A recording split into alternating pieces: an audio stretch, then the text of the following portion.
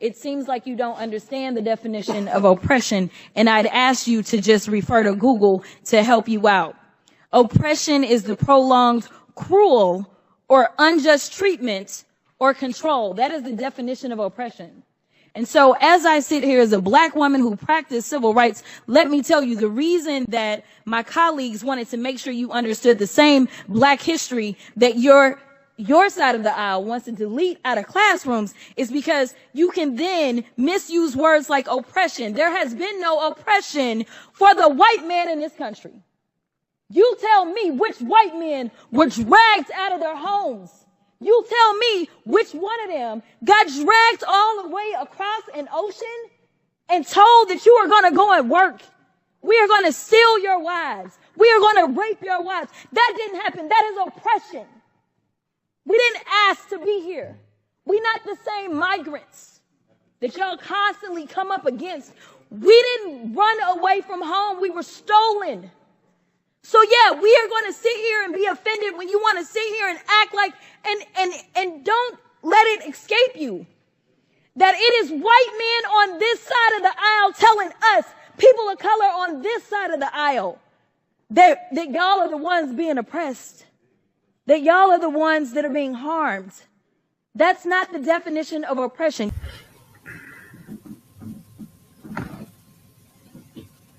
Hotep, everybody. This is Michael Imhotep. It is Sunday, November 24th, 2024, and we are live. Welcome to the African History Network show. I'm a talk show host, researcher, lecture writer, and historian, as well as national political commentator. So many of you all have seen this viral clip of Representative Jasmine Crockett from Texas talking about how white people are not the victims of oppression. And this took place on Wednesday, November 20th, 2024, in a House of Representatives committee hearing for a markup session for the Dismantle DEI bill of 2024, Dismantle Diversity, Equity, and Inclusion bill of 2024. Now, on Friday, November 22nd, 2024 on Roland Martin Unfiltered, we got a chance to speak with Representative Jasmine Crockett. And I asked her to explain to us exactly the ramifications if that bill becomes law. So first off, I'm going to play a clip of what she had to say in the committee hearing. Okay, let's go to this from her YouTube channel. And give us a thumbs up, give us a like, give us a heart on this broadcast. How's everybody doing today? Okay, Ms. Crockett. So many of you know that I practice law, but some of you don't realize that I actually was a business major out of Rhodes College in Memphis, Tennessee. And the emphasis that I got in my business degree was on finance. And as I traveled the country campaigning this election cycle, one of the things that I talked about was this idea that in finance, we always promote this idea of diversity. If you know anything about a portfolio, the one thing that you want to do is make sure that it's as diverse as possible, because at times certain stocks will perform better than others, and they will exemplify various strengths and weaknesses. And together, a diverse portfolio is usually what any good finance person would promote. They wouldn't promote that you solely invest in vanilla wafers, believing that that is going to be the strongest portfolio, but instead they may want to add some chocolate cake and some Twinkies into the mix to make sure that we have the best portfolio, because there will be different preferences by different people. And again, there will be different strengths. But as I sit here and I think about what we say and what I'm hearing as it relates to diversity when it comes to anything outside of making money. And to be clear, we are losing GDP every time we try to push back on this idea of diversity, because all of us bring something different to the table. But you consistently said over and over the word oppression, and every time that you said it, it was almost as if I was hearing nails on a chalkboard, because it seems like you don't understand the definition of oppression, and I'd ask you to just refer to Google to help you out. Oppression is the prolonged, cruel, or unjust treatment or control. That is the definition of oppression. And so as I sit here as a black woman who practiced civil rights, let me tell you the reason that my colleagues wanted to make sure you understood the same black history that your side of the aisle wants to delete out of classrooms is because you can then misuse words like oppression. There has been no oppression for the white man in this country. You tell me which white men were dragged out of their homes. You tell me which one of them got dragged all the way across an ocean and told that you are going to go and work. We are going to steal your wives. We are going to rape your wives. That didn't happen. That is oppression. We didn't ask to be here. We're not the same migrants that y'all constantly come up against. We didn't run away from home. We were stolen. So yeah, we are going to sit here and be offended when you want to sit here and act like, and don't let it escape you that it is white men on this side of the aisle telling us, people of color on this side of the aisle, that y'all are the ones being oppressed, that y'all are the ones that are being harmed. That's not the definition of oppression. You tell me the prolonged, cruel, or unjust treatment that you've had, and we can have a conversation. You could start with Exodus. The final thing that I will say on this particular issue, two things. There is an article from The Guardian, and it is a little old. It's from 2021, so I apologize. But it said that back then, just 3 years ago, white men represent 30% of the population, but 62% of office holders. These are the issues that we are constantly looking at and recognizing and trying to say, is this just? I can't even tell you how many white men have served in this chamber, but I can tell you that I am only the 55th black woman to be elected to Congress. And so when you want to talk about history and pretend as if it was so long ago, it wasn't. Because again, I am just number 55. Finally, when we start to talk about what do these numbers do as we're trying to say that diversity, equity, and inclusion is the problem, the reality is that when it comes to financial performance, companies with more diverse workforces are more likely to outperform their competitors. Companies in the top quartile for racial diversity are 35% more likely to outperform their peers on profitability. Companies with diverse executive teams are 25% more likely to generate greater profits. Diverse companies earn 2.5 times higher cash flow per employee. Diversity works. And until you can show me data that says otherwise, I think that we need to go back to being a country that listens to experts and gets out of our feelings and recognizes, again, that racism is real in this country. And until we stop pretending that it's not, we will not solve the problems that we are consistently facing. And that will bring real unity that we seek when we're looking for a more perfect union. Okay, so so that was Representative Jasmine Crockett, and that took place on Wednesday in the it's a markup session in the House of Representatives over this anti-DEI bill. Okay, this anti-DEI bill. So what I'm going to do here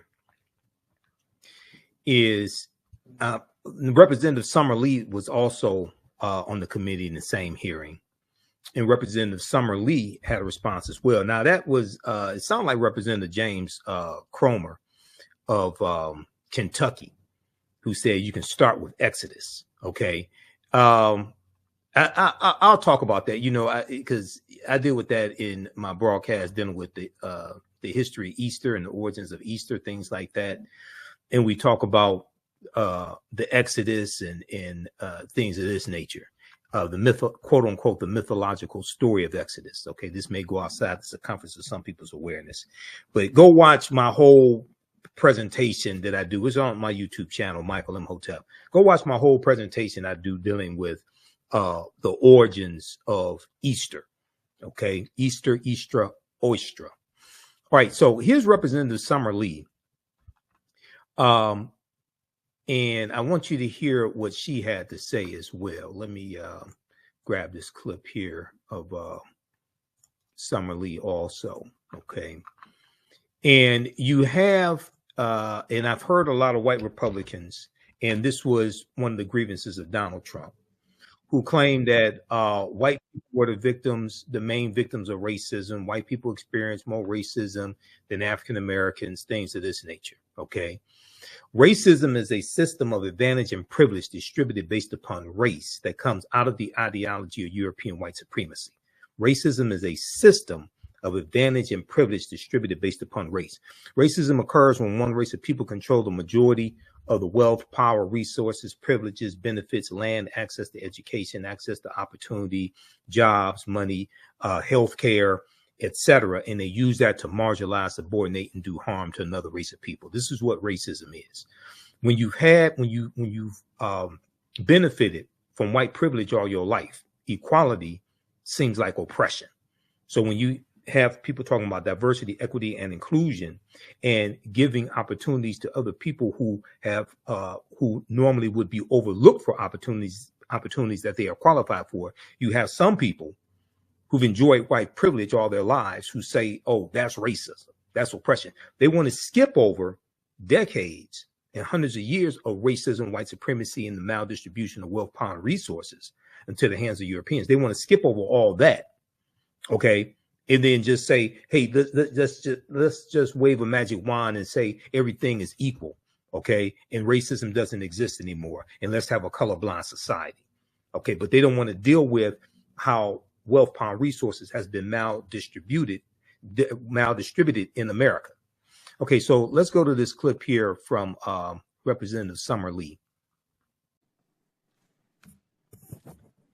Yeah, Ms. Lee, you're recognized. Thank you. Thank you, Mr. Chair. I'm not in favor of the Dismantle Diversity, Equity, Inclusion Act, or what it maybe would more aptly be called the dismantling any semblance of support or opportunity for certain American acts. We know who those Americans are. Americans who have not enjoyed centuries of unfair advantages by keeping others enslaved or segregated or disenfranchised or incarcerated or redlined or gerrymandered or excluded by law. Americans who've lived with disabilities or had their relationships criminalized or their gender expression demonized. If we're being honest here, this bill, which will wipe out every diversity, equity, and inclusion program in our federal agencies, plus those who contract with us, plus those who receive grant money, plus our schools, is nothing new. This is just the final piece of a decades-long obsession with targeting and dismantling anything that might give marginalized people a fair shot, including DEI programs, which honestly started the second the Civil Rights Act passed. Policies like affirmative action and diversity, equity, inclusion are the closest things we've had to the mythical bootstraps that some of my colleagues insist historically and currently harmed communities need to pick themselves up by. After centuries of efforts to keep us out of schools and universities, from jobs and elected office, Republicans targeting these policies are no accident. Why do predominantly conservative white men believe that the success of a black person or the opportunity or access of a black person is an existential threat to them? DEI is not given any unfair advantage that society itself does not already confer on certain Americans. It merely exists to ensure that all other people, that women, minoritized folks, queer folks, disabled folks, have the same opportunities to succeed and thrive in our workforce and our schools as people who have not had those opportunities systematically and legally stripped from them do. Is our country not greater when all of us have opportunities to succeed and contribute and survive?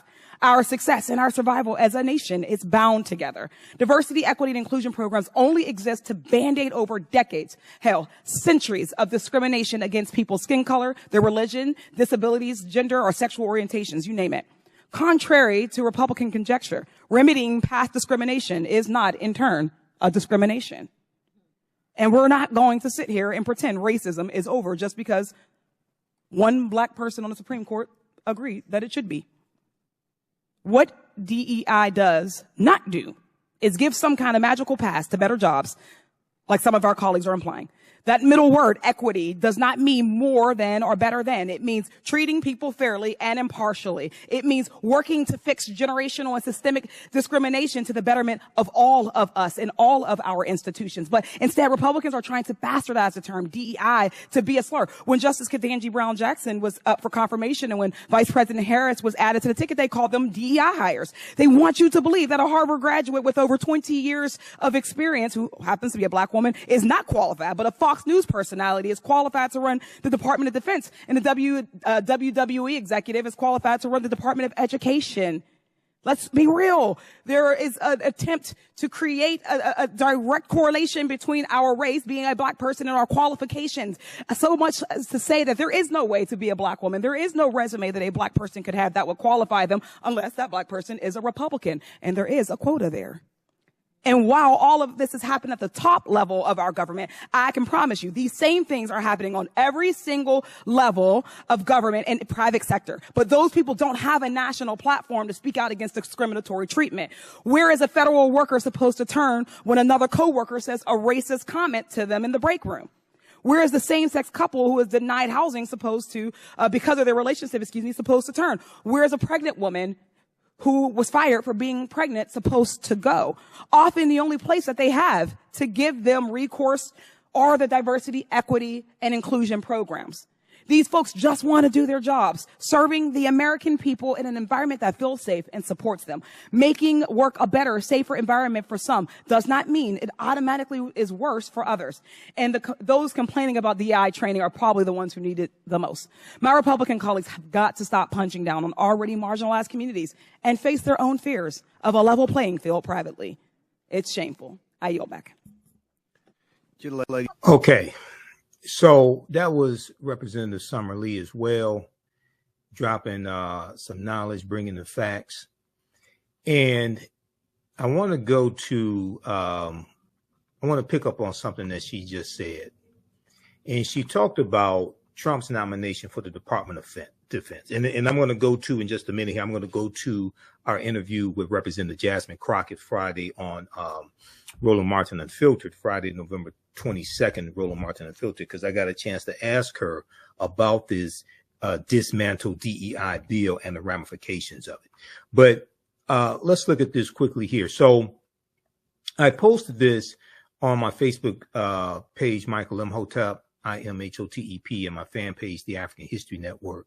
And this is about Pete Hegseth, the Fox News host.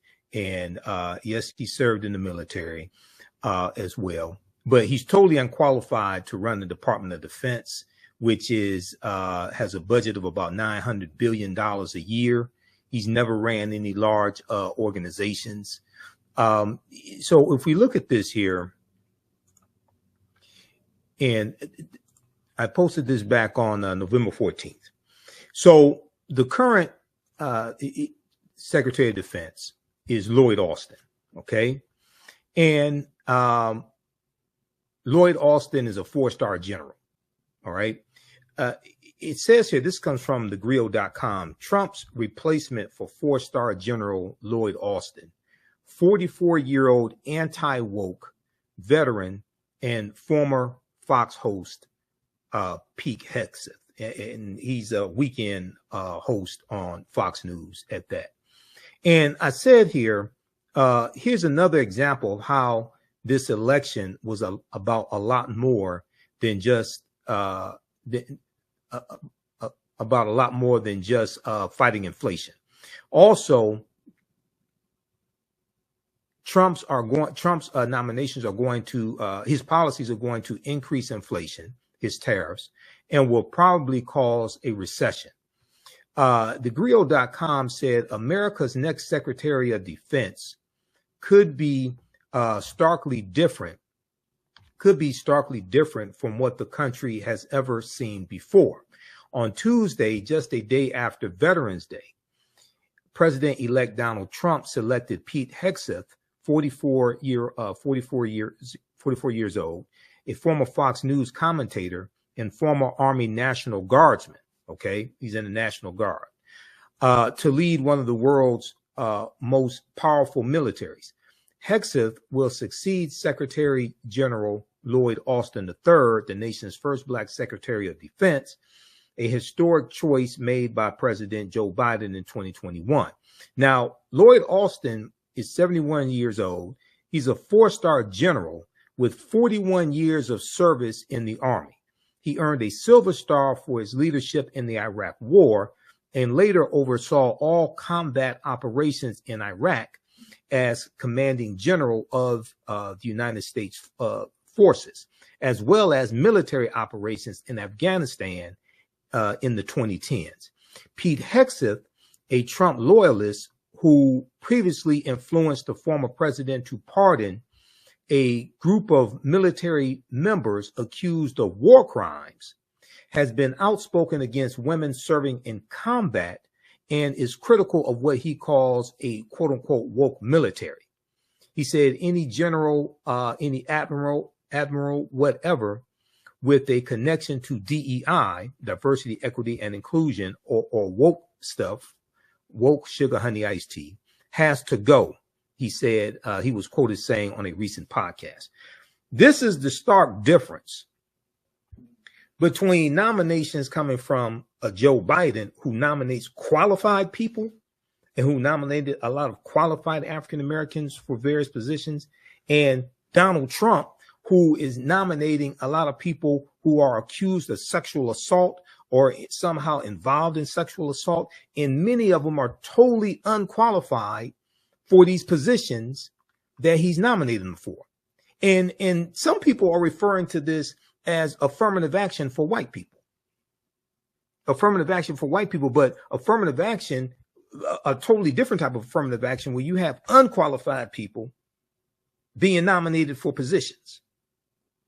Okay, so let's go to, we talked about this here on Roland Martin Unfiltered on Friday with Representative Jasmine Crockett. I want to go to that clip because I asked her about this, and I'm going to let you hear a little bit of the conversation here that she had with Roland Martin. Let's go to this. We got to get past this ad here.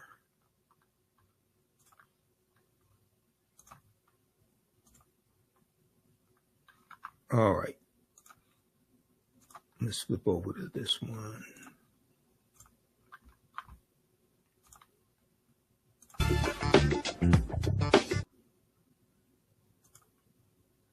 hell, it was the 134.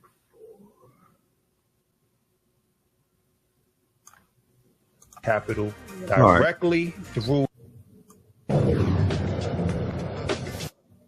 For Dr. How oppressed they are as white men, and the things have just been so rough, Congresswoman. They're having a difficult time in this world because the oppression that they're facing.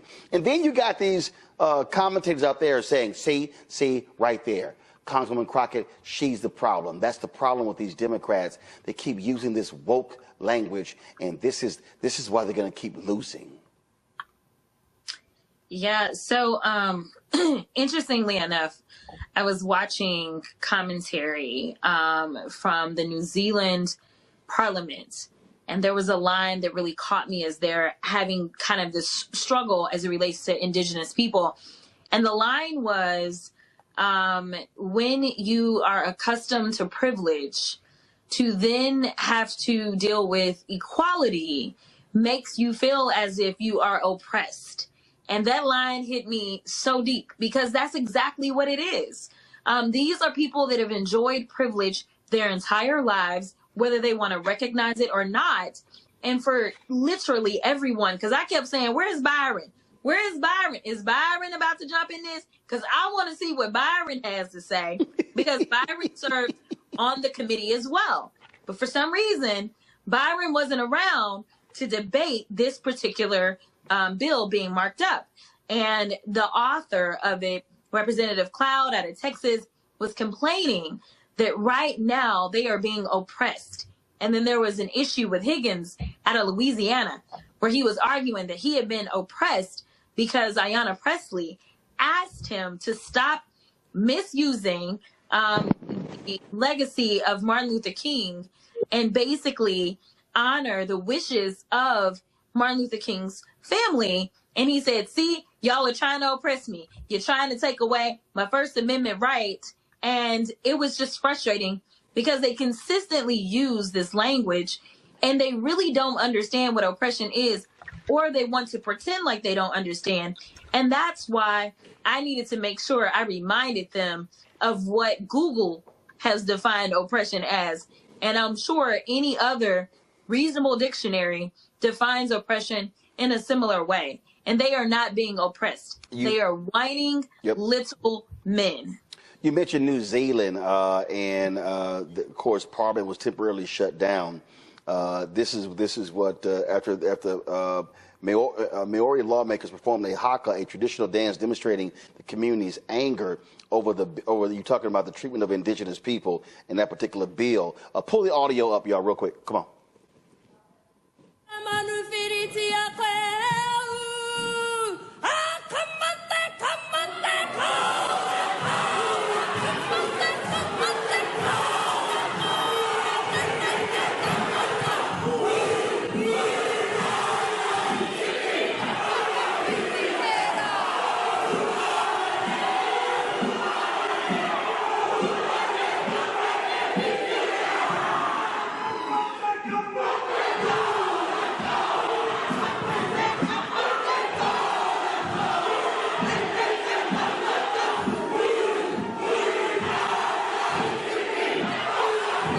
Come on, I wish y'all break out in the haka on the floor of the House.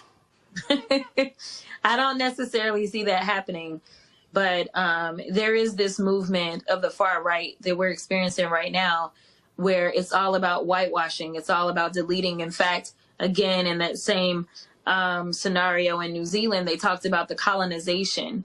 And one of the things that I wanted to make clear is that oppression looks like what my ancestors have endured, and they have nothing to reflect upon as it relates to their ancestors being oppressed in any way. If anything, they were the ones that were inflicting the oppression, at least their ancestors were. And that was why I wanted to remind them of that. But that's also why it's so dangerous that they want to delete Black history from our history books. Because if you don't know your history, then you're doomed to repeat it. And when you see the likes of, say, a Byron Donalds out there who wants to glorify things such as Jim Crow, it is important that they recognize that there are those Black folk like me, like Rep. Ayanna Pressley, like Rep. Summer Lee, that will not allow them to delete us and delete our pain out of history and then decide to move forward and inflict more pain. This was a study done from researchers at Tufts University School of Arts and Sciences and Harvard Business School, where we're at a point now where whites believe that they are the victims of racism more often than Blacks. I talked about this in my book, White Fear, how the browning of America is making white folks lose their minds. I said in this book that we are living, I've been giving these speeches since 2009. And I was saying then, so the last 15 years I've been saying, we are living in this age of white minority resistance. We're living in this age where white Americans feel as if they are being discriminated against, they're being targeted, they're losing opportunities. So you got this DEI thing, you got all this sort of stuff like that, and they have created this hysteria that, oh my God, that their world is crumbling down. And what I keep, and then of course, then you got these Democrats who, we're spending too much time on identity politics. We're leaving these things behind. So you got Bernie Sanders, you got Chris Murphy, all these people. And what kills me is they act as if whiteness is not an identity. They act as if that's not real. And I sit here and so they're like, well, we need to get away from these things. And it's like, okay. What's the fastest way to get relief for toenail fungus? Is it A, apple cider vinegar? Is it B, tea tree oil? Or is it... And run to what? Because the reality is Donald Trump absolutely pressed the buttons of white identity. You look at the targeting of white men and males. Maleness is identity politics. And these white male Democrats, I'm like, I don't know what world they're living in where they can't see this, because for them, anything other than white is identity politics. But anything with them, oh, no, that's just politics. Exactly. No, that's exactly right. And it is important that we continue to make the record clear on who it is that's bringing this up. they continue to try to say it's the Democrats. We're not bringing this stuff up. Like, this was not a Democratic bill. This was a Republican bill that was being marked up. And I have every right to make sure that I challenge any bill that comes into my committee or any bill that comes on the floor. This wasn't us and something we initiated, but it is something that I felt very strongly about responding to and finishing, because it's just a bunch of games. And for those that are cowering and deciding that they are okay with towing the Republican line to where they are going to whitewash us, I have news for you. If you are a Democrat, it has been people of color that have held you down in your seat. That is for sure. Every single Democratic seat that you look at, 9 times out of 10, there is a person of color demographic that is holding that district down and making sure that it's Democratic. So, you know, when you're out there and you're saying that you're going to represent your constituency, it's not just the people that look like you. It's your entire constituency. And I try to do that every day that I'm in the House. But the reality is that just seeking equity should not be a problem in the land of the free and the land of opportunity. Acknowledging that there were wrongs that were done to people like me, to the extent that, yes, I am sitting in Congress. And so, yes, I have made it further than I could say the average Black woman, specifically when it comes to politics, knowing that I'm only the 55th Black woman to ever swear into Congress. But that doesn't mean that there aren't obstacles that exist because of the kind of built-in systemic issues that we have. And you can't start to fix systems if you decide that you're going to ignore that there is a problem. If there's no problem, there's nothing to be fixed.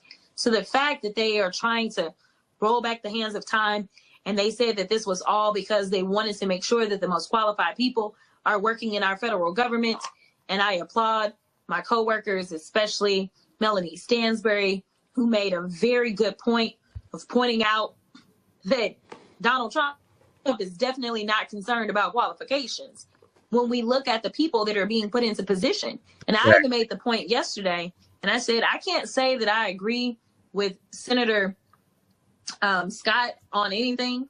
I can't say that I agree with Byron Donalds on anything, but I can tell you this. Those 2 Black men are more qualified to serve in some capacity in the Trump administration than the random people that Trump has decided to empower. But one thing is different about them, and is that they're Black. And that is what diversity, equity, and inclusion seeks to get rid of, is this idea that if it's white, then it's always right. But to absolutely say, we will at least give a look to somebody who is different.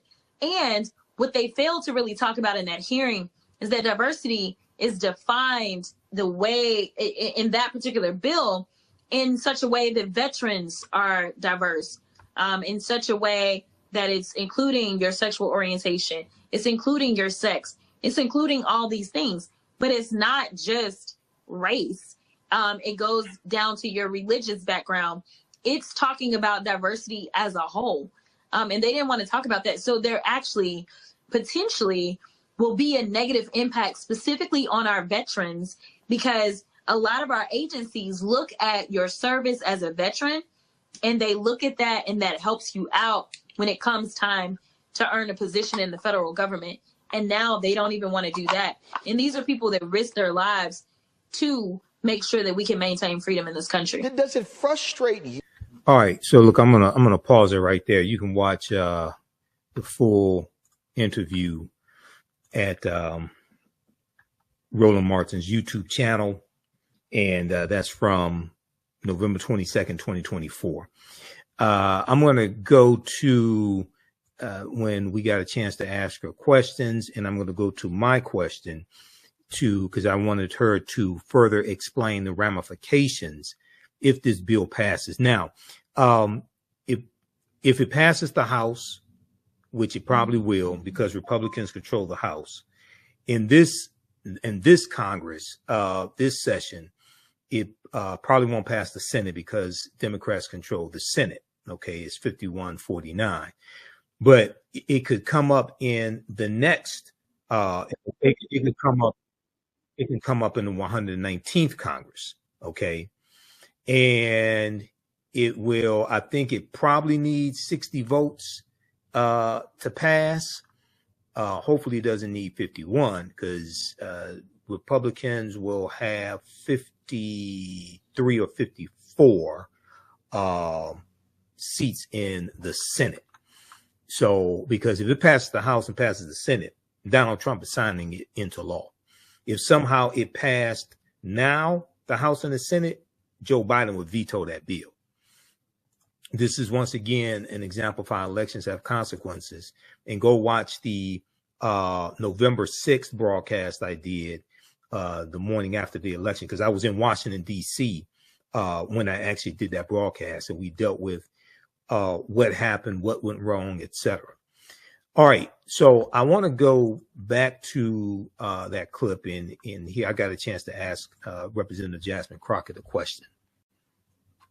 Of others, we know the numbers. We worked with the Sentencing Commission to get the numbers. We know how many are, know how many people would actually come home. So we are about to push it out, and we hope to get the support of the president. I did have an opportunity to sit down with the Attorney General sometime before the election to talk about this being something that I really wanted to push for in the lame duck. So that's really kind of like my one big Hail Mary that I'm trying to make sure we can throw. But that's obviously before January. Come January, it's just going to be defense, defense, defense. Michael. Representative Jasmine Crockett, could you please explain briefly what the Dismantle DEI bill of 2024 is? Because according to USA Today, if it became law, it would effectively close all federal DEI offices and eliminate federal DEI programs. We know that's part of Project 2025. Also, how are these white men on the committee defining the term woke? I hear them use the term woke, but they never define it. Thank you. Yeah. And great job in the committee educating them. Thank you. They definitely don't have a definition of woke. As far as I'm concerned, if it's the opposite of what they want, then they consider it woke. As it relates to the bill, you're absolutely right. So when we start to talk about programs within various schools, whether it's, I was looking at a portion of the bill that talked about kind of how they're encouraging in the healthcare space there to be more diversity. And we obviously already are in a great shortage as it relates to healthcare because of COVID-19. It would remove all funding that would help those that are historically disadvantaged from being able to get funds that would help them to potentially, excuse me, be able to pursue their education. Excuse me. There was an amendment that specifically was put in by Rep. Presley that was specifically put in to make sure that HBCUs would not be defunded under this. Oddly enough, it did pass unanimously. So that was thrown in there because theoretically that could happen. Also, there's a provision that prevents someone who's been in any of these offices from transferring to another office. So if you ever worked in a diversity, equity, and inclusion office, then you would be prevented from transferring to another governmental kind of agency. Usually, if something gets shut down, then you have protections that allow you to go and transfer somewhere else. But basically, any funding that in any way is attempting to increase diversity in the federal government, it would be gone, as well as any positions, as well as the data showing us, this is how many. I want to say it was the FBI, how they now have to report the encounters, or at least keep track of the encounters and things like that. It will get rid of all of that. Okay, thank you. All right, then. Well, Congresswoman Crockett, listen, Thanksgiving's coming up. Get some rest. Enjoy the fam. And then, of course, got Christmas happening December. There's work that still can be done. And you're right, come January 20th, we are going to be in a state of war, battling folks who want to dismantle everything. And what I keep telling people, look, focus on that, build locally, and then also focus on 2026, because you can stop that nonsense in 2026 by voting the right way. So get rest, but also we got to stay focused and get to work. Okay, so watch the rest of that interview. All right, now let's go to this here. The article that I mentioned is from the USA Today, and it is about the hearing that took place in Representative Jasmine Crockett's comments during the hearing. It's called Rep. Crockett Goes Viral Over Criticism of Dismantle DEI Bill, Republicans' Use of Oppression. Republicans' use of oppression. U.S. Representative Jasmine Crockett went viral on Wednesday, and that was Wednesday, November 20th, 2024, after she criticized the Dismantle DEI Act proposed by Representative Michael Cloud, Republican of Texas. So this article was updated. This article is from November 21st, 2024 by Jonathan Limehouse for USA Today. And in this piece, it says United States Rep. Jasmine Crockett is defending the now viral comments she made on Wednesday toward Republican colleagues who had a bill in markup titled Dismantle DEI during a House committee meeting. The markup session is where they make changes to proposed bills or offer or recommend changes to proposed bills. Now, Crockett, who represents a congressional district in North Texas that includes portions of Dallas and Tarrant counties, made the remarks defending diversity, equity, and inclusion, better known as DEI, and criticizing the, quote, multiple white Republican men who argue that they are being oppressed, The 43-year-old wrote in an X post, formerly Twitter, on Thursday.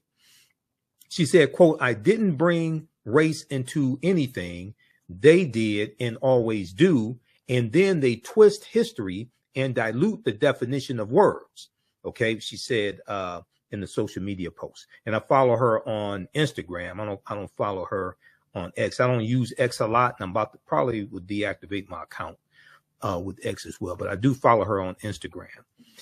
Crockett's comments during the House Oversight Committee meeting came during the discussion of the Dismantle DEI bill proposed by Representative Michael Cloud, Republican of Texas. Now, it says here Representative Clay Higgins, Republican of Louisiana, and these are both two former Confederate states, right? Texas and Louisiana, repeatedly referred to DEI policies as, quote unquote, oppression during the meeting, prompting Representative Jasmine Crockett to respond. Now, the same negative feelings that a lot of these white men had against affirmative action policies are the same feelings they have against diversity, equity, and inclusion. Okay. So then she talked about there's no oppression for the white man in this country, etc. There's a piece here. Okay. What is the Dismantle DEI Act of 2024? So this is what I was referencing when I was speaking with Representative Jasmine Crockett. If the Dismantle DEI Act of 2024 became law, then it would effectively close all federal DEI offices and eliminate federal DEI programs. It would effectively close all federal DEI offices and eliminate federal DEI programs. Okay. Now, let me try to zoom in on this. Okay. The initiative brought on by Representative Cloud seeks to, quote unquote, prevent racism in the federal government, the bill's text reads. But racism is a system of advantage and privilege distributed based upon race. Racism is a power structure. Racism occurs when one race of people control the majority of the wealth, power, resources, benefits, privileges, land, access to opportunity, access to education, and they use this to marginalize, subordinate, and do harm to another race of people. The racism as a power structure comes out of the concept of European white supremacy here in America, and this is for the purpose of preserving genetic white survival.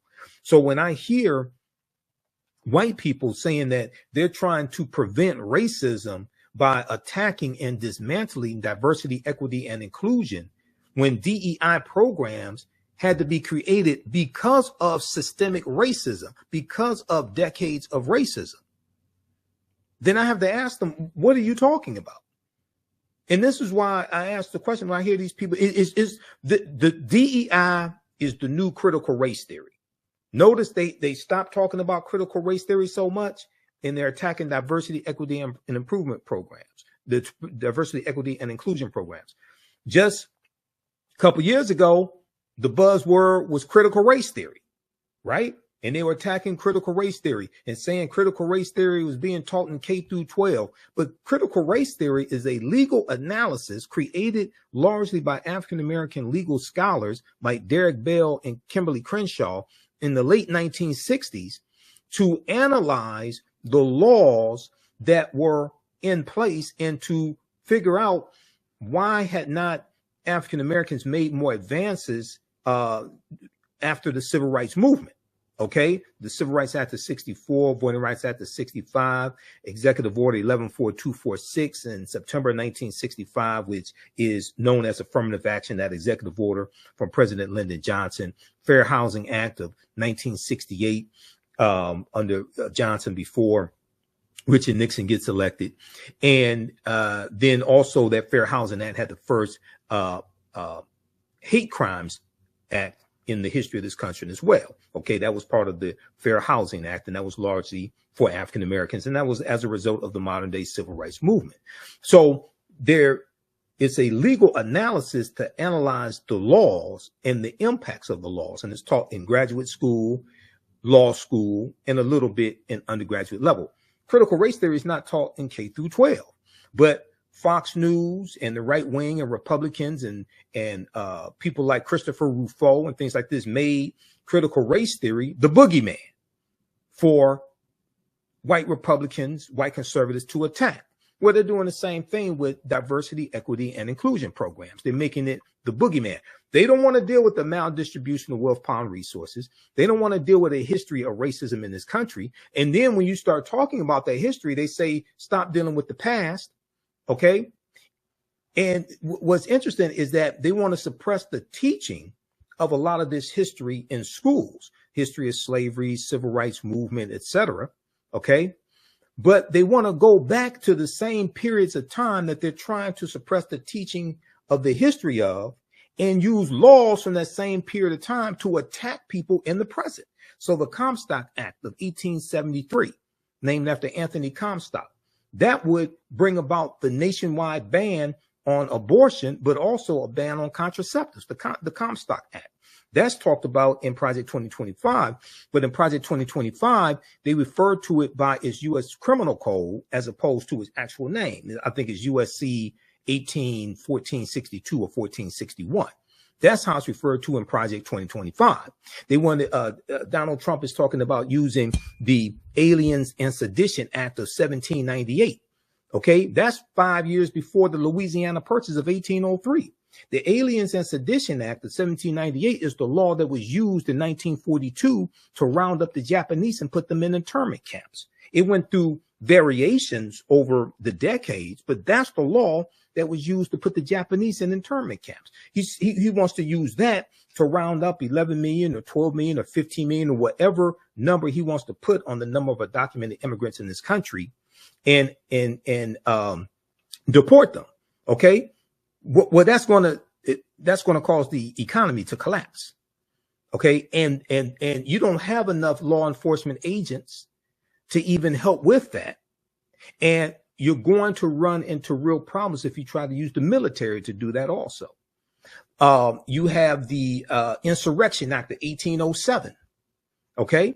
That's 4 years after the Louisiana Purchase. And the Insurrection Act can be used by the president in during periods of a crisis and things like this to use the military to put down insurrections, what they term are insurrections. That's the Insurrection Act of 1807. So when you go back and you look at a lot of the laws that they're talking about using, Many of these laws are coming from a period of time when they're trying to suppress the teaching of that history.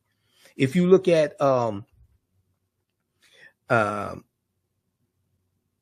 in Georgia, when you had his name just escaped my mind. Hold on.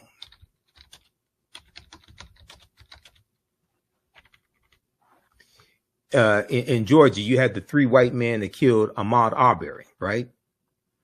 I've talked about this here on the African History Network show. This is understanding how laws and policies impact every aspect of our life.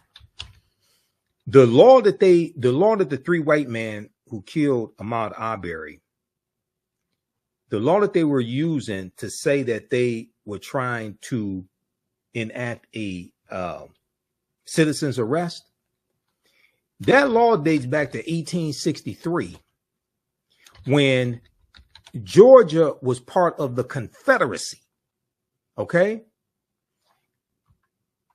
That dates back to 1863, when Georgia was part of the Confederacy, and it was specifically designed to target fugitive runaway slaves who were running away from plantations in Georgia and running behind enemy lines. Okay? Now that law went through changes over the years, but it was still in effect when Ahmaud Arbery was killed. All right, and I want to find this piece here.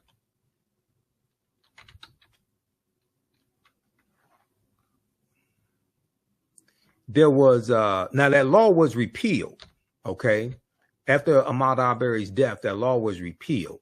There's a piece here from National Public Radio, NPR.org or NPR.com, that talks about this.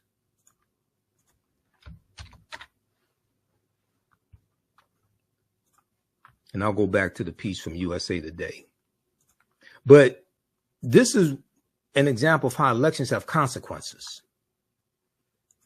And I heard people saying that, you know, they weren't going to vote because they ain't like Donald Trump or Kamala Harris. It's about the policies, understanding the ramification of policies, understanding who's going to be attorney general. Okay. Luckily, Matt Gaetz dropped out. Matt Gaetz would have been a disaster as attorney general. First of all, he wasn't even qualified to be attorney general. It's not even clear if he's ever practiced law. He does have a law degree. It's not clear he's ever practiced law. He definitely was never a prosecutor. Okay. And he definitely has never managed any type of large organizations. Pam Bondi, even though I don't like her as attorney general, she's more qualified to be attorney general. She's a former attorney general of the state of Florida. And she's been a prosecutor. She's actually practiced law. Okay. I think she's still a bad choice, but she would be better than Matt Gaetz. Okay. So if we look at this piece here from NPR.org, in Ahmaud Arbery's name, Georgia repeals citizens arrest law. This is from May 11th, 2021. Okay. And here's Ahmaud Arbery's mother and sister. It talks, I want to see, because I had some articles where it actually talked about the law. But it says here, today we are replacing a Civil War era law, right for abuse, with language that balances the sacred right to self-defense of a person and a property with our shared responsibility to root out injustice and set our state on a path forward, on a better path forward. Okay. The law which allowed any citizen to arrest another if a crime was committed within his immediate knowledge has been replaced with the specific language to provide the citizen detainment in specific circumstances, including shopkeepers who witness shoplifters and restaurant owners and employees who witness dine and dash customers. Okay. Let's see here. Okay. This one, I don't think this has the information that I wanted in it. I had some other articles on that topic. Let me try to find something here.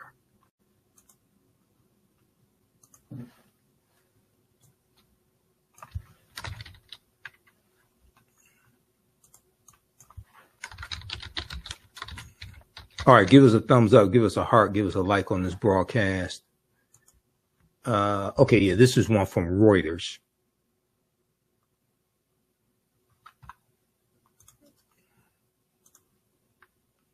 This is one from Reuters.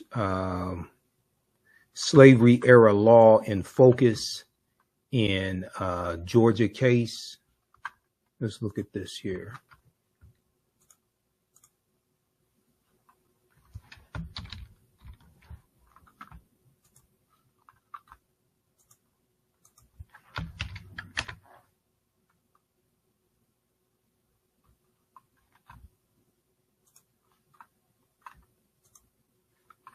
All right, so this is a piece from Reuters.com that came out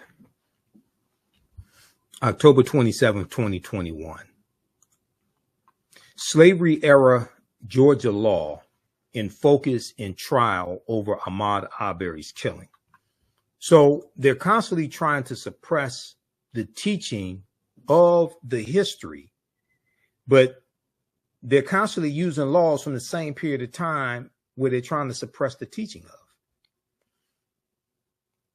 A pivotal defense argument of the three white men on trial in Georgia for killing Ahmaud Arbery, a black jogger, is that they were trying to make a citizen's arrest under a Civil War era law that was later repealed amid an uproar over the shooting. Okay, so the fatal shooting took place February 23rd, 2020. We all remember that, and the protest behind that. And that was before, 3 months before George Floyd was killed, May 25th, 2020. Okay. Now, let me close this stuff out. Okay. Before Arbery's killing, the law had been largely unchanged since it was codified in 1863 when Georgia was part of the slaveholding Southern Confederacy during the U.S. Civil War. Okay, most of the U.S. states have codified some form of law allowing citizens arrest. The American Civil Liberties Union and others that successfully sought to repeal the law said the state's statute was originally passed to enable the capture of escaped slaves. Chris Slaveholding, a law professor at Tennessee's Vanderbilt University, said citizens arrest laws put dangerous powers in untrained hands. Okay, so read the rest of this here. All right, but this law was designed to target runaway slaves, and it was still on the books in 2020.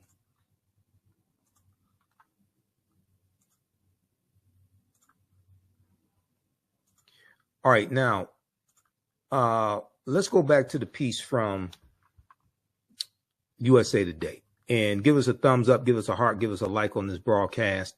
If you like this type of information, also you can support the African History Network, $ the AHN show through Cash App and through PayPal, paypal.me/the AHN show. This helps us keep doing the work, stay on the air, keep broadcasting. Register for the online history classes that I teach on Saturdays, 4 p.m. Eastern Standard Time. Next class is coming up Saturday, November 30th, 2024. Ancient Kemet, the Moors, and the Ma'afa, understanding the transatlantic slave trade, what they didn't teach you in school. We deal with thousands of years of history and what leads up to the transatlantic slave trade taking place. You can download my lesson plan here. Click on download. It's a lesson plan for each class. There's 200 slides that I show you in the class. There's 80 to 100 articles we'll look at. There's 15 books that we reference. You don't have to buy any of the books to follow along in class.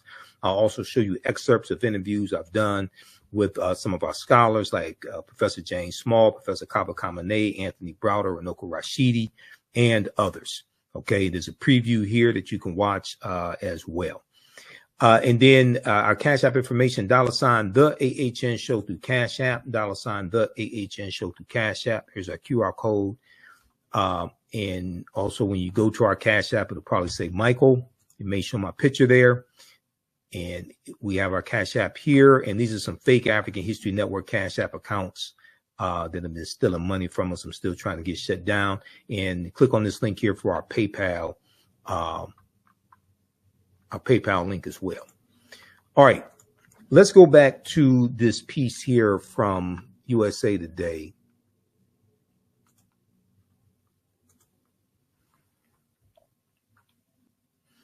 And it's talking about Representative Jasmine Crockett's comments at this Dismantle DEI Act hearing. But it says if the Dismantle DEI Act of 2024 became law, then it would effectively close all federal DEI offices and eliminate federal DEI programs. Vice President-elect J.D. Vance previously sponsored an identical bill, but his and Representative Cloud's have only been introduced and have not made it past the House or the Senate. The bill cleared its first hurdle on Thursday when it passed the House Oversight Committee in a vote that fell on party lines 23-17, because with Republicans controlling the House of Representatives, they control all the committees as well. So they have more people on the committees, so they can just push through these bills that they want. That was Thursday, November 21st.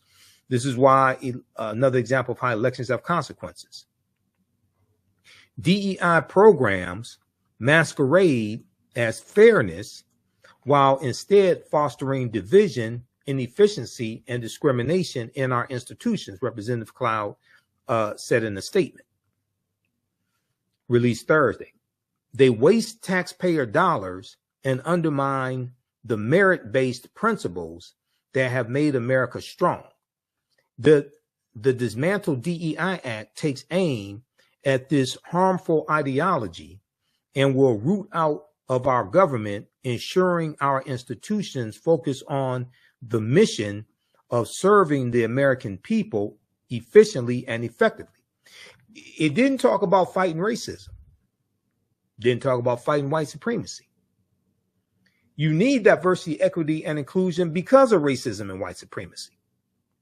And this is a trick that these white supremacists, like Representative Cloud and these other white supremacists who are supporting Donald Trump in the House and the Senate, this is one of the tricks that they do. They want to attack the remedy, but they don't want to talk about why the remedy is needed. They want to attack diversity, equity, and inclusion, but they don't want to deal with a history of racism and discrimination in this country, which is why you need diversity, equity, and inclusion. If we look here, back in 2020, this study came out from Citigroup Bank. And I hit these people with facts and evidence, okay? This deals with how the U.S. economy has lost $16 trillion over a 20-year period of time. So I'm going to show you a few examples of this evidence that I'm talking about, okay? So just bear with me here. How's everybody doing?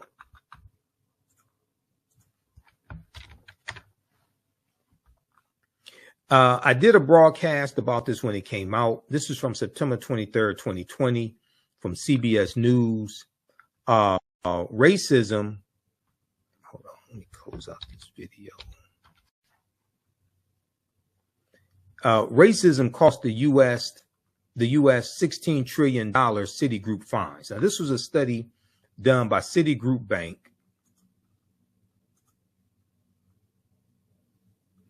Okay, this was a study done by Citigroup Bank. And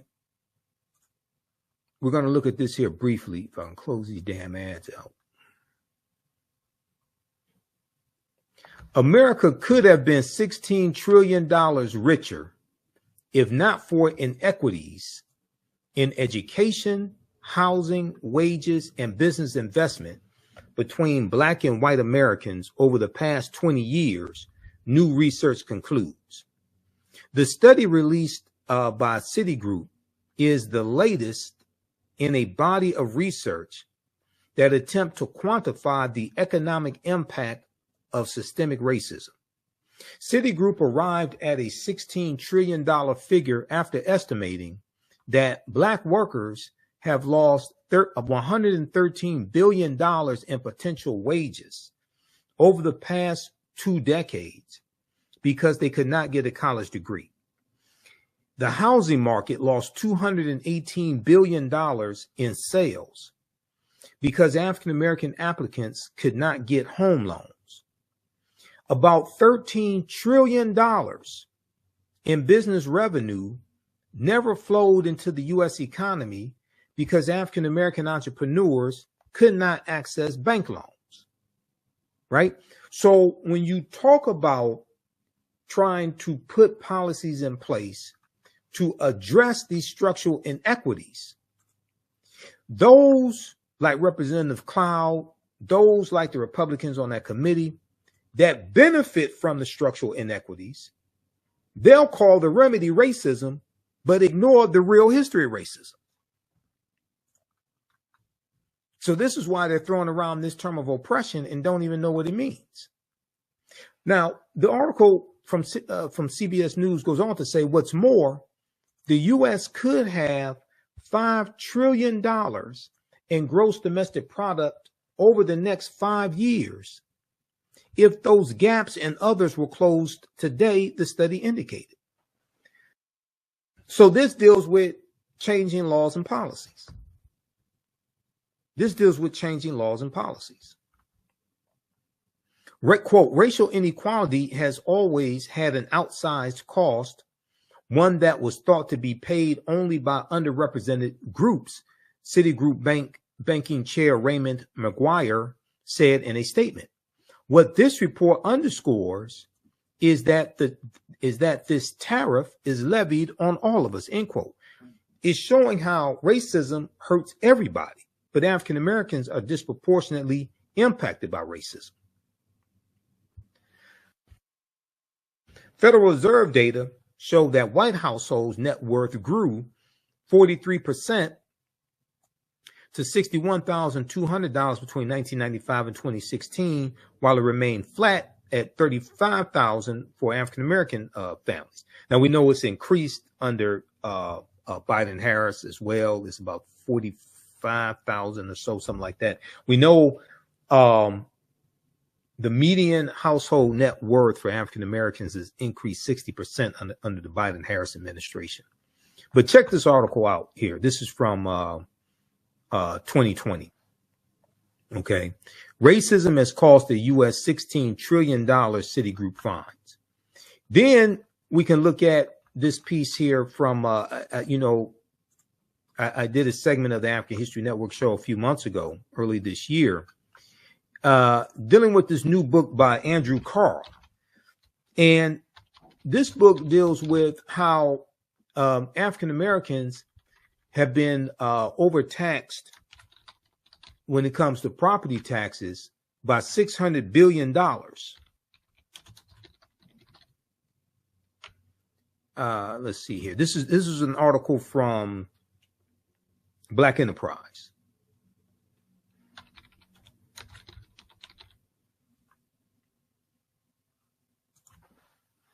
Let's look at this one here briefly.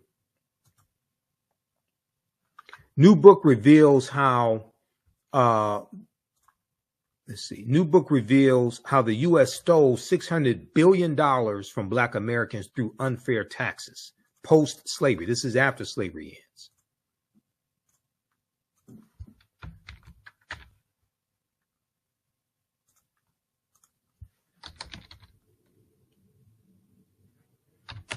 And I was going to this article also about Scott Turner, this piece from CNN.com about Scott Turner, because he was named to HUD, Secretary of HUD by Donald Trump, African-American, former NFL player. He did work in HUD under Dr.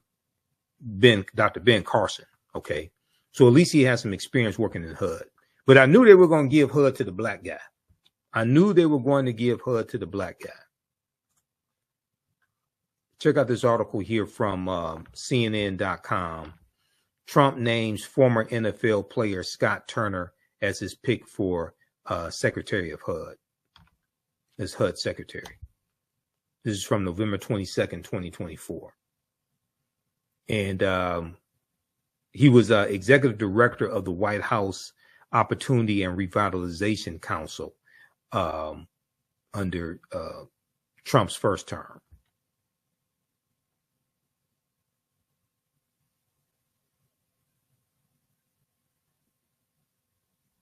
They're still talking about those opportunity zones that didn't have a big impact. All right, now let's look at this here. I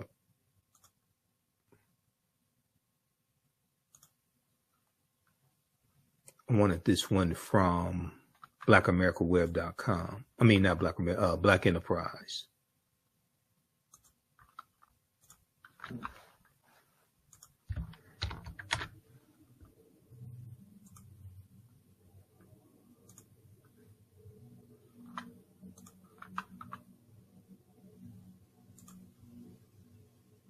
So let's close this one out, and this is the one I want to go to. So it talks about unfair property taxes, and this is one of the main ways, over-assessing property taxes is one of the main ways historically, white domestic terrorists running us off our land. It was actually using the law to take land away from us. So this is a piece from April 24th, 2024 by Jocelyn Jovan.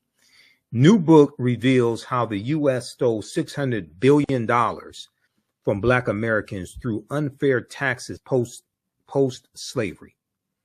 And in the book, Andrew Carl, a professor of history and African-American studies at the University of Virginia, put extensive research in his new book, which describes how U.S. bureaucracies created the nation's ongoing racial wealth gap by implementing a system of highly unjust municipal and state tax, Bloomberg reported.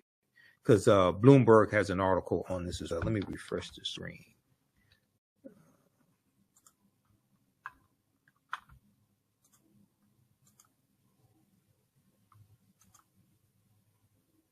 Okay, hold on. This is freezing up on me.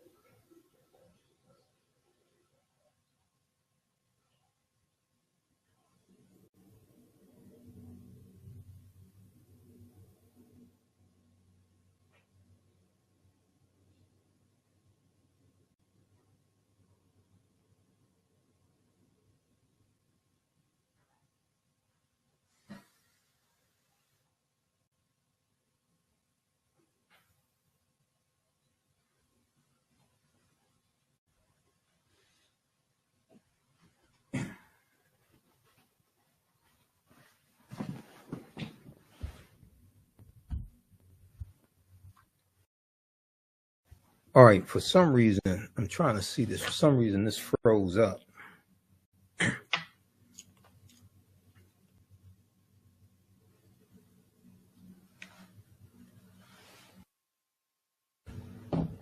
Testing, 1, 2, 3.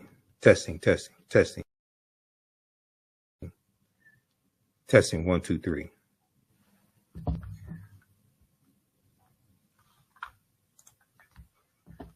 Let me try to hold on for a second, because this froze up and I can't switch screens.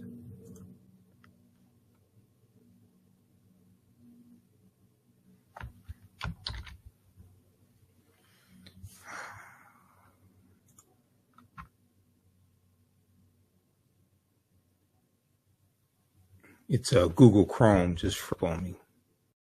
So give me a minute while I have to refresh all this, and then we should be able to continue.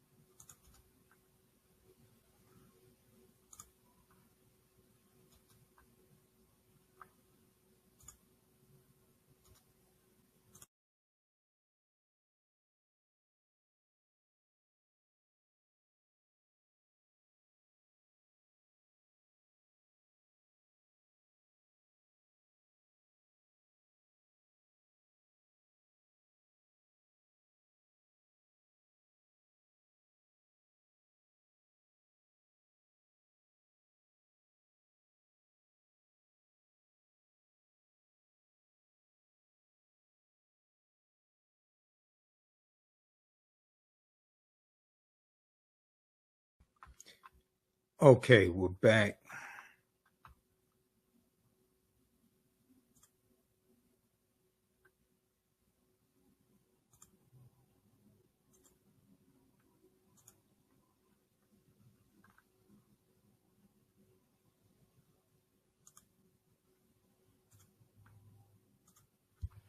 All right, we're back. So we should be streaming. You should be able to hear me.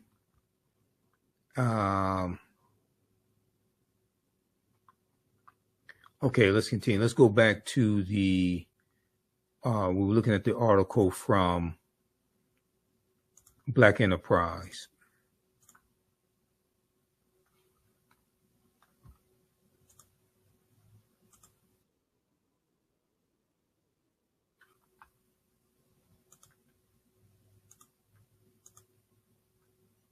Okay, let me bring this back up.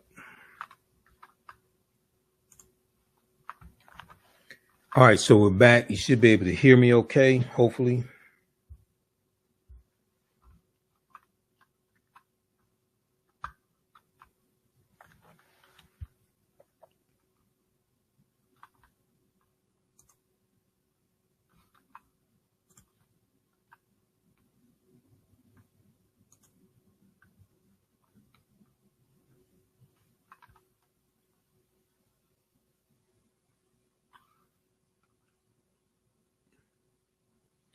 All right, hold on. Now I got to see if something just happened.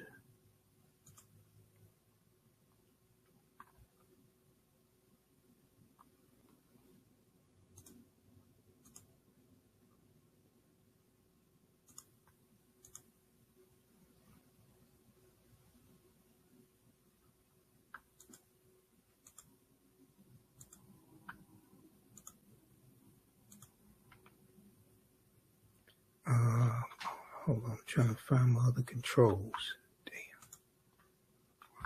Oh, here we go.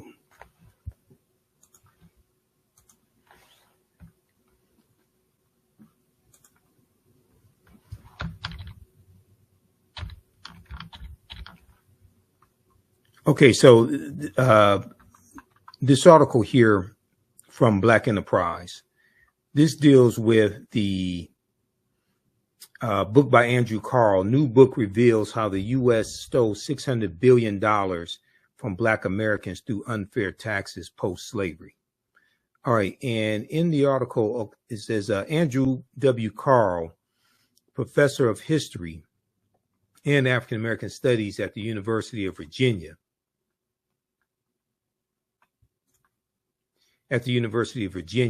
Put extensive research in his new book, which describes how U.S. bureaucracies created the nation's ongoing racial wealth gap. How U.S. bureaucracies okay, the government, created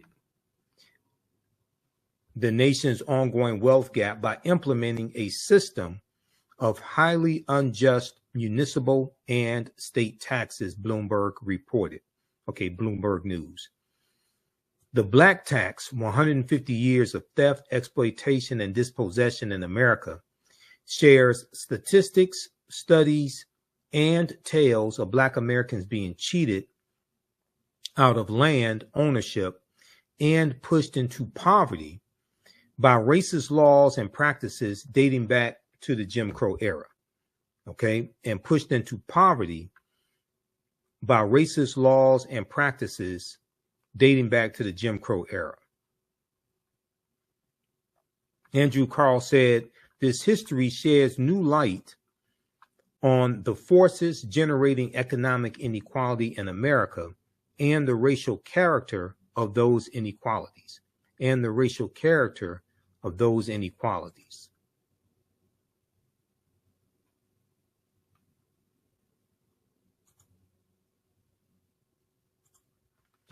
All right, now let's go back to this here. The book pairs personal stories with rich details about municipalities nationwide that use complex tax collection to fund distribution to white land and property owners and the economic dynamics spanning over a century of the U.S. history. So this is all post-slavery.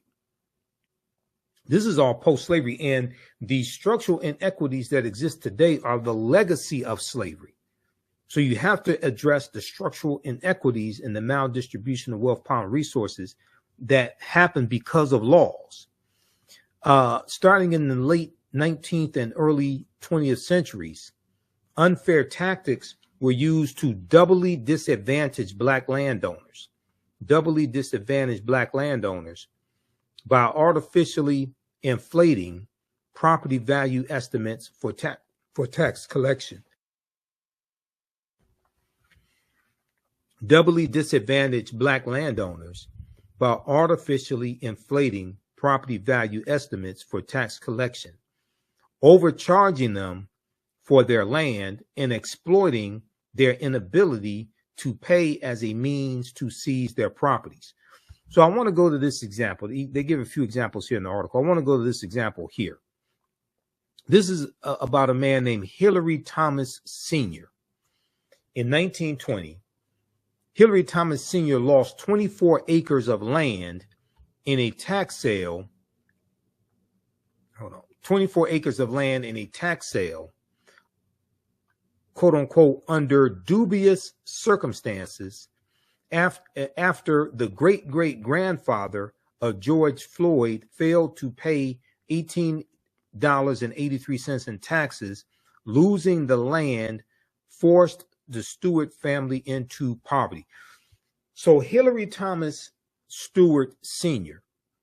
was the great-great-grandfather of George Floyd, who we know was killed May 25th, 2020 in Minneapolis, Minnesota. Because Hillary Thomas Stewart Sr. did not have the $18.83 to pay the property taxes on his 24 acres of land, he lost that land, and that pushed his family into poverty and probably had an impact on the quality of life that George Floyd lived. So what this is showing is the ripple effect and the generational impact that racism has had in this country.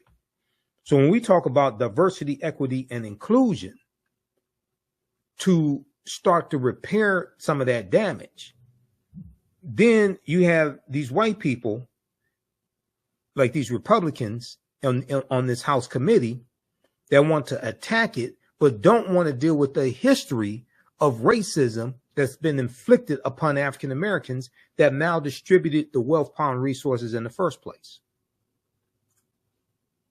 So what they want to say is everything is equal now. Okay, let's just let bygones be bygones. Everything is equal now. We have an equal society, merit-based society.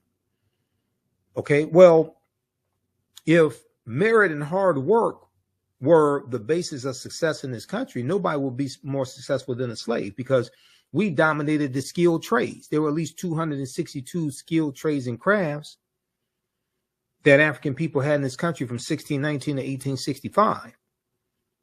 And it was African slave labor that largely built this country. Yes, you had immigrants that contributed to it, but the majority of that is going to be African slave labor prior to 1865.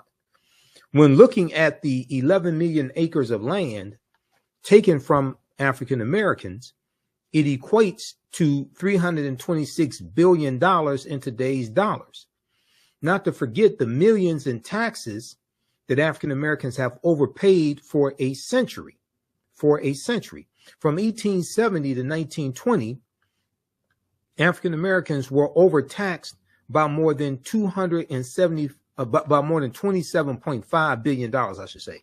From 1870 to 2020, hold on, what is this? African Americans were overtaxed by more than $27.5 billion in 2023 dollars. Yeah, it's 275. That's what I thought. It's okay. You removed the line. Yeah, that's what I thought. $275 billion, overtaxed by more than $275 billion in 2023 dollars. Okay, so read the rest of this piece here. This is from blackamericaweb.com. I mean, blackenterprise.com. I read Black America Web also. Blackenterprise.com. New book reveals how the U.S. stole $600 billion from Black Americans through unfair taxes post-slavery.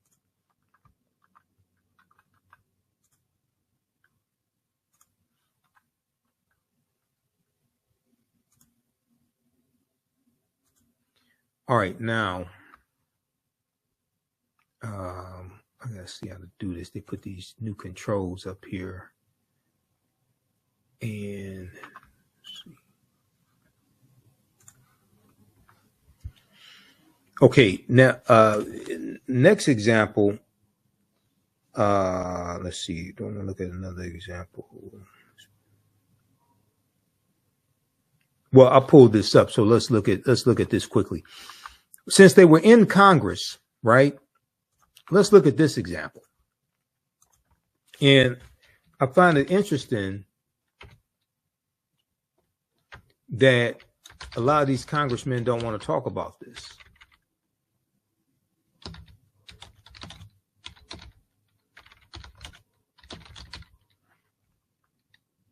So there was a study that came out recently that dealt with at least 1,800 congressmen throughout history actually owned slaves. And this is analysis by the Washington Post. And this is why a lot of these people don't want the history to be taught. See, they have no problem talking about the 4th of July. And they'll have their celebrations on the 4th of July, things like this. And they have no problem with white history being taught. Okay, but when you start talking about information like this, that becomes very dangerous. Because now you're getting into the real history of this country. You're dealing with how laws and policies were put in place to actually oppress people, oppress African Americans. And then that causes an oppressed people to realize, wait a second, we need to fight for scarce wealth, power, and resources. We have to also not just gain economic power, but political power and more seats in political office to put laws in place that are more beneficial to us. And laws that are beneficial to African Americans are beneficial to America in general. So this is from the Washington Post. More than 1,800 congressmen once enslaved Black people. This is who they were and how they shaped the nation. The Washington Post has compiled the first database of slaveholding members of Congress by examining thousands of pages of census records and historical documents.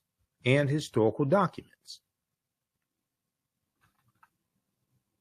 I have to see what date this is from as well. And I have a subscription. I still have my subscription to the Washington Post. I'm logged in right now. That's why it says the AHN show. I'm logged into my account. I pay them each month. Pay the New York Times. I'm trying to figure out why I'm paying the New York Times $25 a month though. I gotta get a lower rate from the New York Times. I pay National Geographic $25 a month. There's a number of different media sources, digital newspapers, things like this that I pay each month to be able to get this type of information. For the first 7 decades of its existence, Congress returned again and again to one acrimonious topic: slavery. Many of the lawmakers arguing in Washington were participants in the brutal institution at home. Here's what they looked like on March 7th, 1850, as Senator Daniel Webster delivered a famous speech about slavery.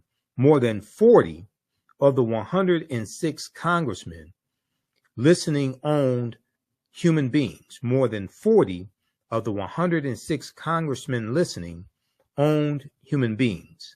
Those slaveholders included Jefferson Davis, okay, and Jefferson Davis is going to become the president of the Confederacy, that traitor, Jefferson Davis, Andrew Johnson, and Sam Houston, okay? We know Houston, Texas is named after Sam Houston.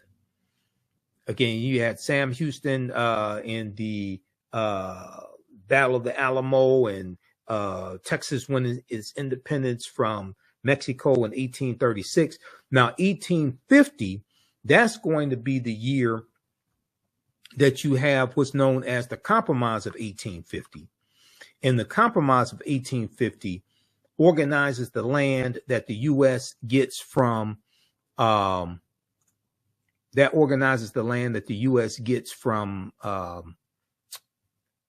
Mexico as a result of the Mexican-American War. Okay, it's the Compromise of 1850, and the U.S. gets the territories that make up California, Arizona, New Mexico, Colorado, Utah, and Nevada. They get all that land from Mexico, and California comes into the Union in 1850 as a free state, but then they're going to pass a law to ban all free African Americans in the state of California. There were 5 laws that make up the Compromise of 1850. One of those laws also was the Fugitive Slave Act of 1850 that went farther than the Fugitive Slave Act of 1793, Fugitive Slave Act of I think 1793, signed by George Washington. All right, let's go back to this clip here. Go back to the article. So this piece is from January 10th, 2022. And it talks about how from the founding of the United States until long after the U.S. Civil War, hundreds of the elected leaders writing the nation's laws were current or former slave owners. More than 1,800 people served in the U.S. Congress in the 18th and 19th and even 20th centuries, owned human beings at some point in their lives, according to a Washington Post investigation of census records and other historical records.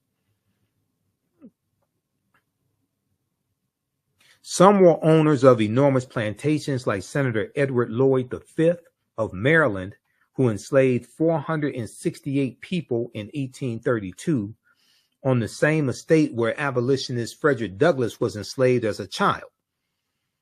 Many exerted great influence on the issue of slavery, like Senator Elias Kent Kane, who enslaved 5 people in Illinois in 1820 and tried to formally legalize slavery in the state of Illinois.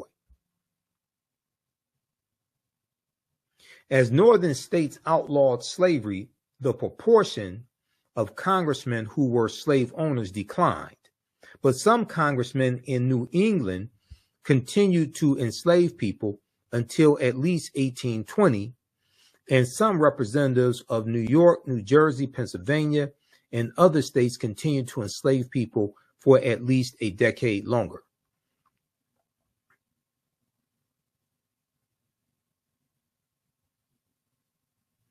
Enslavers from all parts of the political spectrum. Enslavers came from all parts of the political spectrum.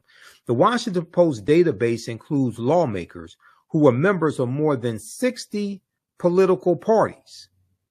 More than 60 political parties. Federalists, the Whig Party, which starts in the 1830s, the Whig Party, and dies out in the 1850s. The Unionist Party, Populists, Progressives, Prohibitionists, and dozens more. All those parties included slaveholders. Also, there were Republicans who owned slaves as well. Okay. Now, the Republican Party wasn't founded to 1854 as a direct backlash of what's known as the Kansas-Nebraska Act of 1854. But you're going to have Republicans as general, not necessarily Republicans in Congress, but Republicans in general. There was a piece that I was reading, and a couple of months ago.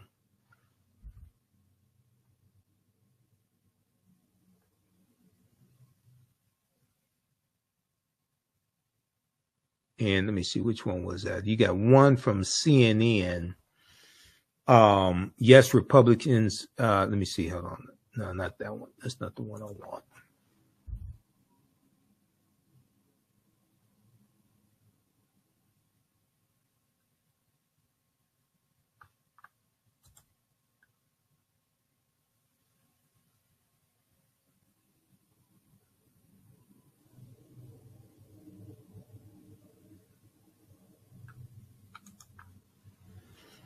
Which one? NBC News has a piece on this as well. 1,700 racist lawmakers highlight the ubiquity of slaveholding in Congress. Let me see something here.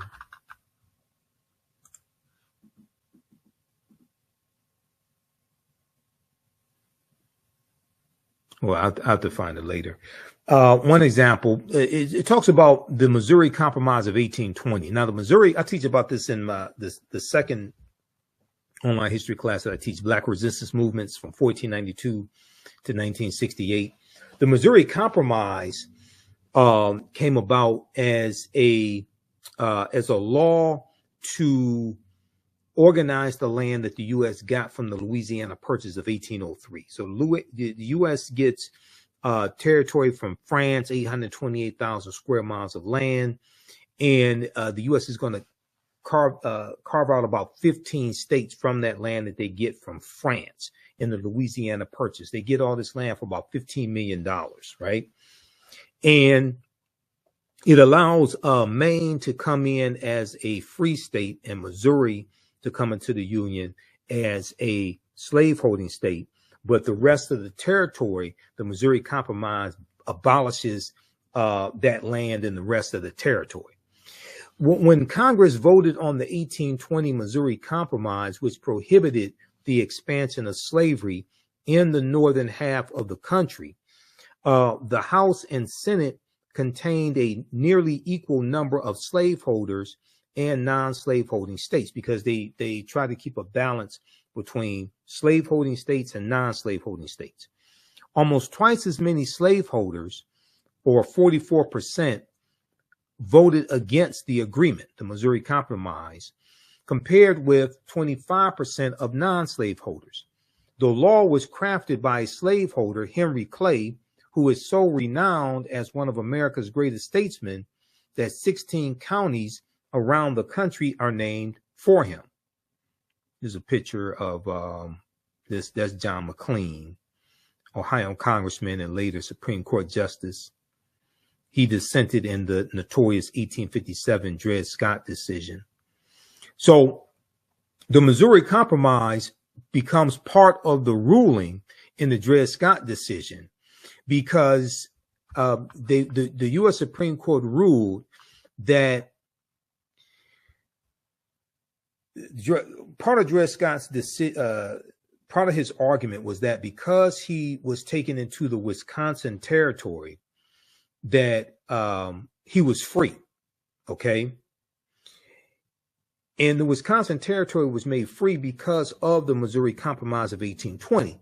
But the U.S. Supreme Court ruled that the Missouri Compromise was unconstitutional because it deprived slaveholders of their right to due process, okay, of their Fourth Amendment right to due process. And so that was part of the ruling and part of them ruling against Dred Scott. It wasn't just them saying no black man had any rights that a white man was bound to respect or honor, anything like that. No, it was because they ruled that the Missouri Compromise was unconstitutional. Okay.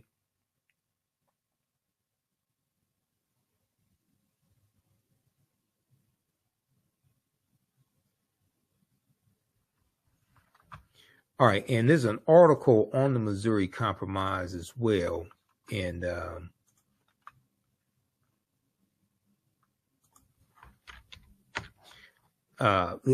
an article from history.com, okay, and that was a violation of the Fifth Amendment. It was dealing with due process. It was saying it was robbing them of their due process when it came to because you're stripping them of their ability to own slaves. So this is the argument that the U.S. Supreme Court was making.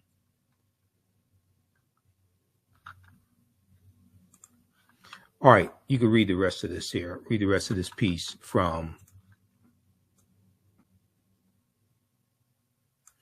the Washington Post. More than 1,800 congressmen once enslaved black people.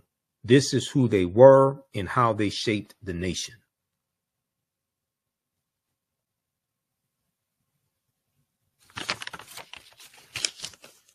Okay. And if we look here at Webster's Dictionary, Merriam-Webster Online,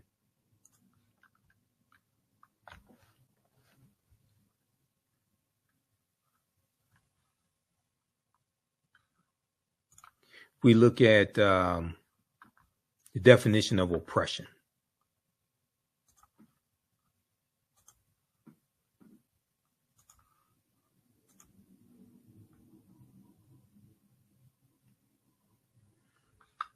Okay, this is from Merriam-Webster Online.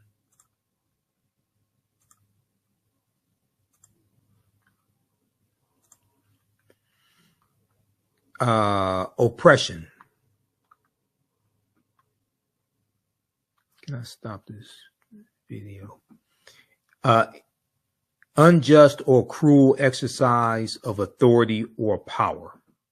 Unjust or cruel exercise of authority or power. Another definition, something that oppresses, especially in being an unjust or excessive exercise of power. Okay, so check that out also.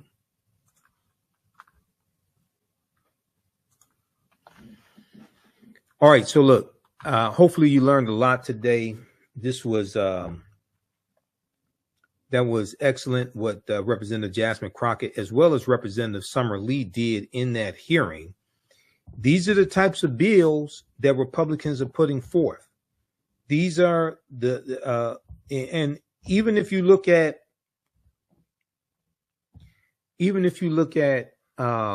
what Trump is talking about now, he's not talking about any policies to bring down inflation. He's nominating a lot of these unqualified people, a lot of these, let's be honest, unqualified white people. Where your policies on inflation? Because your tariffs are going to increase inflation and will probably cause a recession.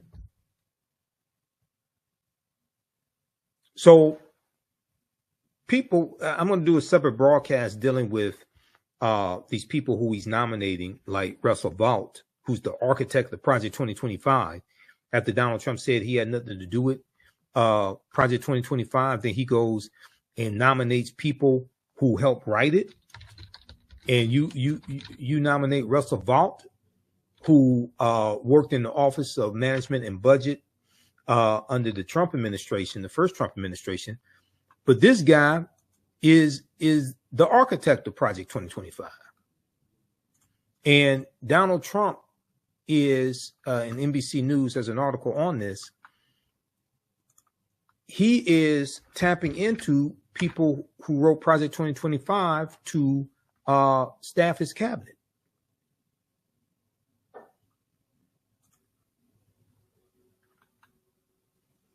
Like this article right here from the Associated Press.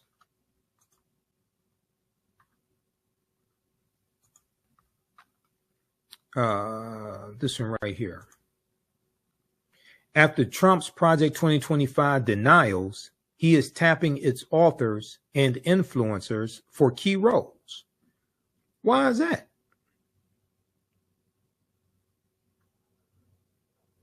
As a former and potentially future president, Donald Trump hailed what would become Project 2025 as a roadmap for, quote, exactly what our movement will do, end quote, with another crack at the White House. As the blueprint for a hard right turn in America became a liability in 2020, in the 2024 campaign, Trump pulled an about face.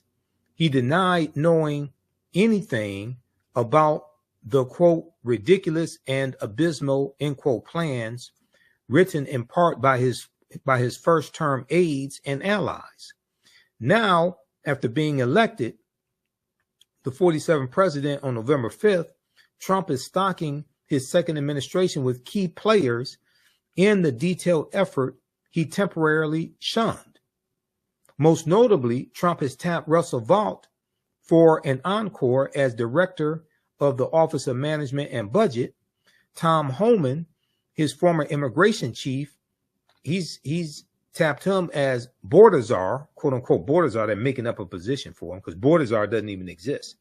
And immigration hardliner Stephen Miller as deputy chief of policy. Those moves have accelerated criticisms from Democrats who warn that Trump's election hands government reins to movement conservatives who spent years envisioning how to concentrate power in the West Wing and impose a starkly rightward shift across the U.S. government and society. Read the rest of this here. So in other words, he lied. This is what I was telling people. I was telling people he was lying. Now, I don't think he read Project 2025 because he doesn't read anything. But he knows about it. He knows who wrote it. He knows Kevin Roberts, who's the president of the Heritage Foundation. And the Heritage Foundation is one that put this out. He knows Russell Vought. Russell Vought is the architect of Project 2025. He knows about the policies. And Project 2025 mirrors Agenda 47, which were Donald Trump's policies at his campaign website. Project 2025 actually shows how to implement Agenda 47. So all you dumbasses who sat up there repeating this nonsense for Donald Trump, he didn't know anything about Project 2025 and didn't know who wrote it, anything like that. You are the biggest loser. Okay, you've been had, you've been took, led astray, run amok, bamboozled. And I laid out the evidence. I told you about this before the election. All right, visit our website, AfricanHistoryNetwork.com, AfricanHistoryNetwork.com. You can support the African History Network. $, the AHN show through Cash App and through PayPal as well, paypal.me/the AHN show. So we have our Cash App link here right on the homepage of our website, as well as PayPal. So that helps us keep doing the research, stay on the air. keep broadcasting, etc. Pay some of the bills. Register for the fantastic online history course I teach on Saturdays, 4 p.m. Eastern Standard Time. Now, we do the sessions live. All the sessions are archived and recorded. You can go back and watch this anytime. And even after the course is over with, you'll still have access to watch the class. Ancient Kemet, one of the original names for Egypt, the Moors, and the Ma'afa, understanding the transatlantic slave trade, what they didn't teach you in school. It's a 12-week online history course. It just started up. Click right here to register. And you can do debit card or credit card or pay through PayPal. We have our class lesson plan right here as well. There are over 200 slides that we look at in the class, 80 to 100 articles, 15 books that we reference. You don't have to buy any of the books. I'll show you excerpts of the book right on the screen. The video clips that we look at, etc. Interviews I've done with many of our scholars like Professor James Small, Professor Kaba Kamene, Anthony Browder, Runoko Rashidi, and more. Click right here to download the lesson plan, and you can we have a overview of the class right here as well. All right, look, we have to get out of here. Remember, at the African History Network, let's see here. So hopefully you all learned a lot today. Give us a thumbs up, give us a heart, give us a like on this broadcast.